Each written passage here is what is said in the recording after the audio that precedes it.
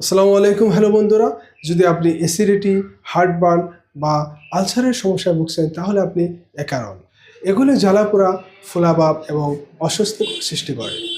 তাই আপনি যদি আমলা গম ঘাসের জুস খান তাহলে এটা অনেকটাই কমে যাবে, তবে একা এটা যথেষ্ট নয়।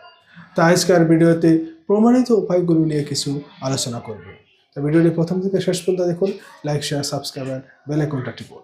প্রথমে আমলা এবং গম ঘাসের জুস দেওয়া শুরু করুন। এটি একটি দারুণ বেস। আমলা খেয়ে পেট ঠান্ডা করে, প্রদাহ কমায় এবং অ্যাসিড নিউট্রালাইজ করে।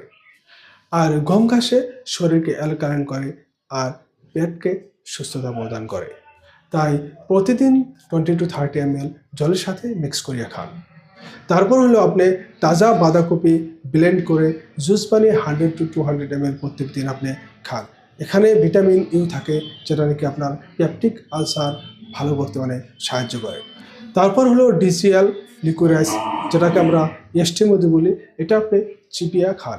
ভাত খাওয়ার 15 থেকে 20 মিনিট আগে আপনি এটা চিবিয়ে খান। এটা আপনার আলসার কমাতে সাহায্য করে। আর আপনি রেগুলার দই বা সাপ্লিমেন্ট থেকে প্রোবায়োটিক যোগ করুন, যেগুলো নাকি আপনার পেটের ব্যাকটেরিয়ার ভারসাম্য রক্ষা করে।